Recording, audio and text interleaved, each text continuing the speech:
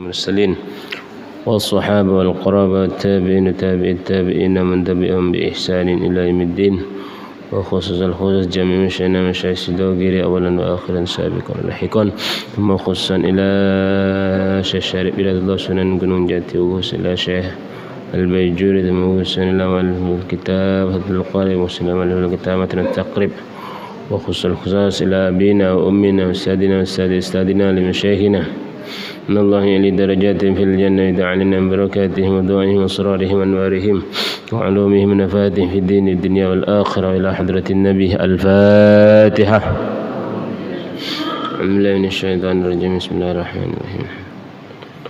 إياك نعبد وإياك نستعين اهدنا الصراط المستقيم صراط الذين أنعمت عليهم غير المغضوب عليهم ولا الضالين.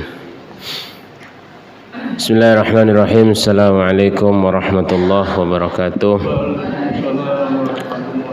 Alhamdulillah wassalatu wassalamu ala Rasulillah Sayyidina Muhammad ibn Abdullah wa ala alihi wa sahbihi wa mawalah wa la hawla wa la quwata illa billah amma ba'dah.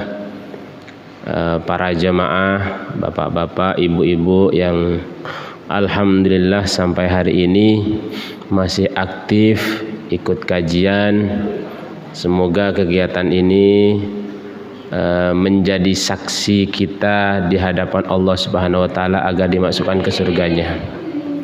Semoga kita terus istiqomah ikut kajian sampai akhir Ramadan, bahkan syukur-syukur bisa bertambah nanti yang ikut tambah banyak, bukan tambah berkurang ya. Karena repot, Ramadannya harinya tambah kurang, jamaahnya tambah kurang, tambah hilang ya. Asalnya masjidnya full, berkurang sedikit.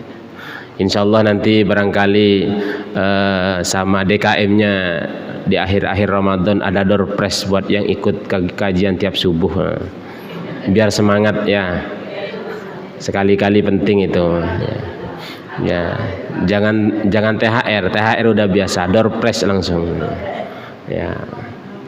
Yang paling rajin dapat kulkas 2 pintu. Masya Allah. Iya, insya Allah. Bukan hanya satu masjid, insya Allah sampai jalan ikut semua orang itu ya. Karena yang dilihat bukan kajiannya. Wah, dapat kulkas gitu ya. Dapat apa? Dapat mijikom ya, dapat kompor gas gitu ya. Ya. Bismillahirrahmanirrahim. Qala al-musannif wal muallif rahimahullahu taala wa nafa'ana bihi wa bi 'ulumihi wa bi barakatihi fid dharain amin. Melanjutkan pembahasan tentang fikih. Sekarang kita masuk di pembahasan tentang najis. Mohon maaf di hari kemarin itu ada insiden sehingga harus pamit di pertengahan ya. Insya Allah semoga hari ini tidak lagi ya. Tenang, ada Ustaz Sofyan kalau saya izin lagi nanti.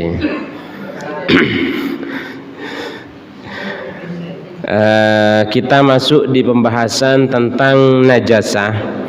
Bagaimana tentang najis? Nah, ini penting karena najis itu tidak bisa lepas dari kita ya. Kita tidak bisa lepas dari najis itu selama 24 jam. Aktivitas kita pasti sedikit-sedikit kena dengan yang namanya najis. Nah, gitu. Sehingga perlu ada perhatian lebih terhadap najis itu sendiri. Tapi bukan berarti najis itu menghalangi keyakinan kita. Karena di balik keyakinan itu ada orang namanya was-was.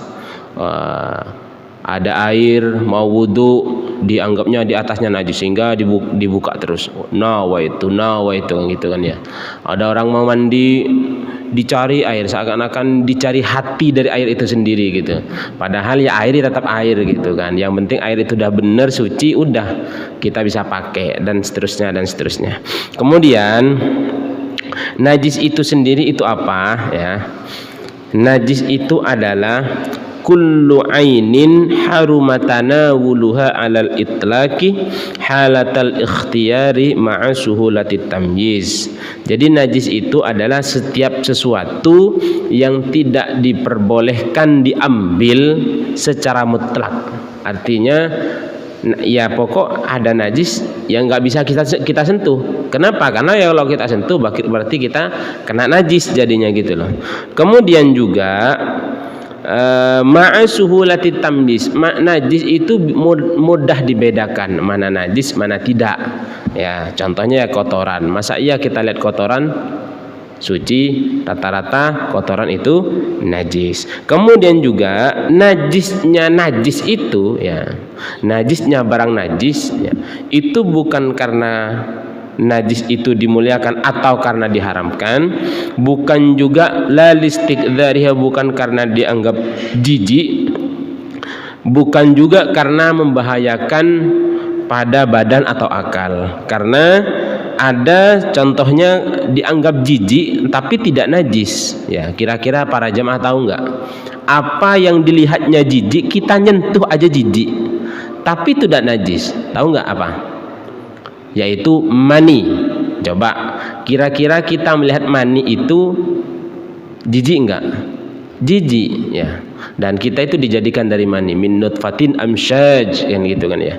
Nah, jadi kita melihat mani, menyentuh mani itu jijik, tapi itu tidak najis. Sehingga kembali ke keterangan tadi, barang najis itu bukan karena menjijikkan ya.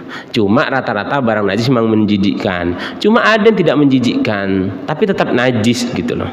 Nah, juga bukan karena membahayakan pada badan dan akal. Kenapa? Ada benda yang tidak najis, contohnya batu. Batu kalau dilempar ke orang kan membahayakan ya. Dilemparin ke kepala membahayakan, tapi tidak najis selagi batu itu tidak terkena oleh najis. Nah, kemudian juga dilanjutkan wa kullu ma'iin kharaja minas sabilaini najisun. Setiap perkara barang encer yang keluar dari dua jalan, jalan depan, jalan belakang, itu pasti najis ya. Nah, jadi depan belakang apapun yang keluar, baik itu yang keluar biasa keluar itu apa? Contohnya kayak kotoran, kayak kencing, ini sudah lumrah tiap hari keluar dari kita, itu sudah pasti najis. Atau wabin nadir yang jarang, contohnya kayak darah atau nanah dari jalan depan, jalan belakang, misalkan suatu ketika keluar darah atau keluar nanah ya, itu tetap najis ya, kecuali illal maniyah min adamin au hayawanin, kecuali orang itu keluar mani dari kaum Adam atau hayawan selain anjing dan babi. Nah, kalau anjing dan babi tetap maninya dianggap najis karena memang hewannya saja sudah najis, itu ya. Itu sekilas tentang najis. Kemudian juga kalau kita ada kasus, kita suatu ketika ada kasus ada najis, nah itu yang kita perlu tahu cara mensucikannya. Nah, kebanyakan orang najis itu ketika ada tempat kena najis itu langsung disiram, suar. Contoh di masjid sebelah barat kena najis, langsung disiram ke timur. Ya, itu cara yang salah ya. Dibilang salah tidak 100% salah, tapi itu satu menghambur-hamburkan air, itu juga bisa membasahi semua tempat kan eman. Sehingga nanti akan kita terangkan cara-cara mensucikan najis dari yang paling najis paling paling ringan sampai yang paling susah gitu ya. Kemudian dari najis itu sendiri ya ada 3. Kalau dalam kitab-kitab lain itu najis itu ada 3. Ada najis mukhaffafah, ada najis mutawassithah, ada najis mughalladhah. Dari najis mukhaffafah itu berarti najis yang ringan. Najis yang ringan contohnya apa? Najis yang tidak ketahuan warnanya, baunya, rasanya. Nah, itu maka cara mensucikannya gampang, cukup birashil ma'i alaihi, cukup dengan menyipratkan air, ya, cipratin air ke tempat yang terkena najis. Setelah itu diusap, dilap, cukup, udah suci, ya. Jadi semisal tempat ini ada najis, nah, najis itu tidak kelihatan. Apakah baunya nggak ada, rasanya. Cara mengetahui rasa itu tetap ya, kalau orang bilang itu dijilat untuk bisa tahu, untuk bisa dibedakan. Juga dengan cara melihat rasa dan baunya, ya, warna dan baunya. Dicium, baunya kok nggak ada. Misalkan ada kencing, baunya nggak ada, warnanya juga nggak kelihatan, maka cukup dengan dipercikan air, cukup, ya. Itu tentang najis mukhaffafah. Ada najis mutawassithah. Najis mutawassithah itu apa? Najis yang kelihatan rasa, warna dan baunya. Itu. Jadi contoh misalkan ada kencing, jelas-jelas itu ada kencing atau ada kotoran, maka kita sucikan sebisanya. Pokok yang penting bisa sebisa suci. Kemudian yang terakhir ada namanya najis mughalladhah. Apa itu najis mughalladhah? Najis yang berat, najis yang susah. Apa itu? Najis anjing dan babi dan anak turunannya. Ada anjing menikahi kambing, punya anak kambing, nah itu tetap itu najis, ya. Kambing, anak kambingnya itu najis. Kenapa?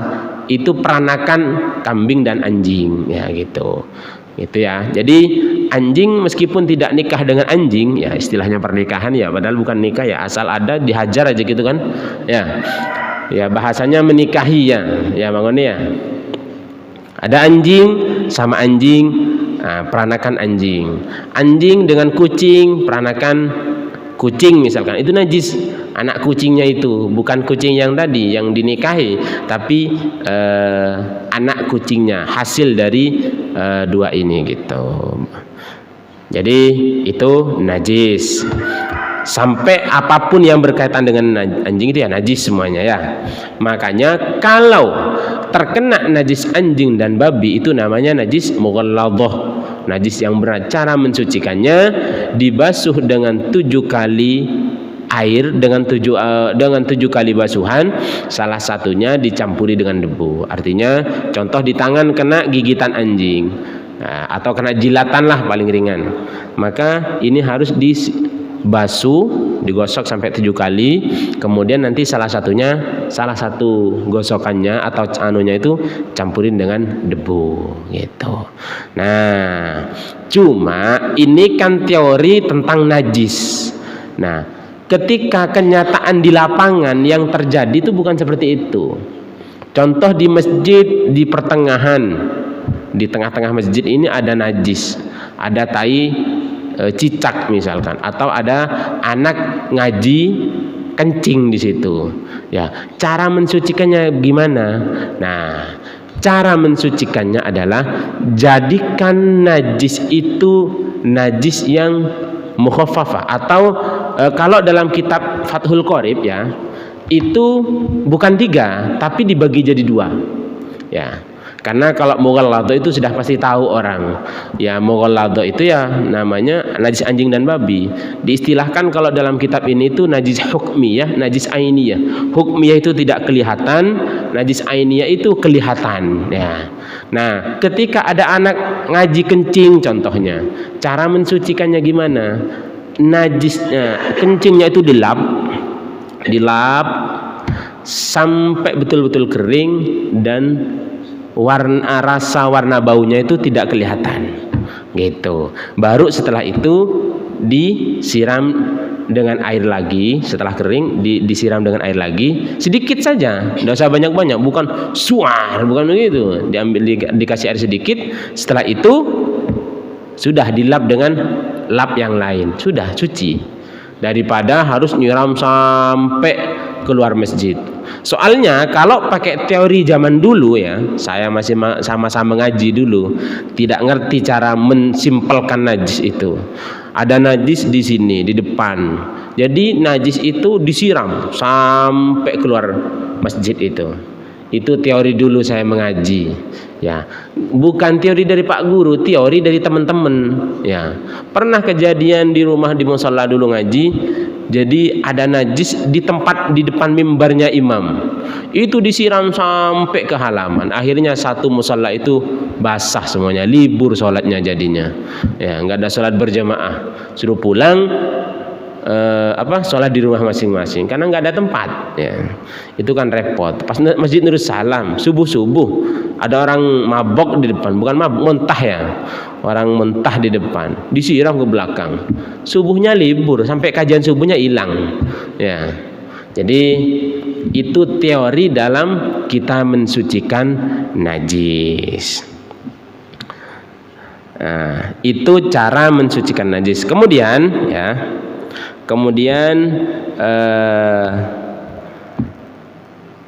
dari hewan itu yang dinyatakan suci oleh imam, jadi semua hewan itu najis ya, kecuali 3, yaitu apa? Dari makhluk ya, makhluk hidup ya, itu semuanya najis kecuali ikan, belalang sama kaum Adam ya. Jadi kalau ibu-ibu ada ikan ya, punya ikan, itu ikan itu cukup dibuang kotorannya saja, itu bisa langsung dimasak. Ada bahkan ya, ikan kalau masih kecil-kecil itu langsung dimasak aja ya. Cuma rata-rata biasanya masih dicuci ya, rata-rata masih dicuci, takut ada bakteri lah atau apa. Jadi kadang orang itu mensucikan kayak semacam ikan dan masakan-masakan lain itu kadang bukan hanya soal najis, tapi kadang karena bakteri ya gitu. Dan juga kaum Adam itu tentang makhluk hidup yang dinyatakan suci. Contohnya kayak belalang lagi. Belalang sampai nemu di sawah, nemu belalang, udah bawa pulang, nggak usah dicuci apa, langsung digoreng makan. Zaman dulu kira-kira di zamannya ibu-ibu, bapak-bapak masih muda mungkin masih menututi makan belalang buat lauk makan. Belum ya, mungkin karena di kota beda ya. Kalau di kampung ya, kalau saya udah nututin itu, cuma dengar ceritanya saja. Jadi zaman dulu bapak-bapak saya itu ya makannya lauknya dia belalang. Kayak apa namanya kalau hujan, musim hujan yang keluar tuh apa? Laron. Dulu digoreng itu zaman dulu katanya ya. Ya, jadi itu seputar tentang najis. Barangkali nanti kita lanjut di sesi tanya jawab saja ya. Terakhir yang ingin saya sampaikan, kalau ada khomer ya, khomer itu apa? Yaitu sesuatu yang diambil dari perasan air anggur ya, itu namanya khomer. Nah, khomer itu memabukkan dan khomer itu najis ya, makanya khomer itu yang minum ya haram ya. Kemudian kalau khomer itu hanya ditaruh kemudian dia jadi cuka, maka itu suci ya, jadi suci, tidak najis lagi, kecuali khomer itu diolah sehingga bisa jadi khomer, sehingga bisa jadi cuka, maka itu tetap najis. Kenapa? Ada proses yang dibikin gitu. Kecuali jadi cuka sendiri, maka khomer itu jadi suci. Tapi ketika jadi cuka bukan khomer lagi, sudah jadi cuka statusnya, sehingga dihukumi suci ya. Itu sedikit tentang najis. Selanjutnya kita isi dengan tanya jawab saja ya. Akhiran wallahu a'lam bishawab.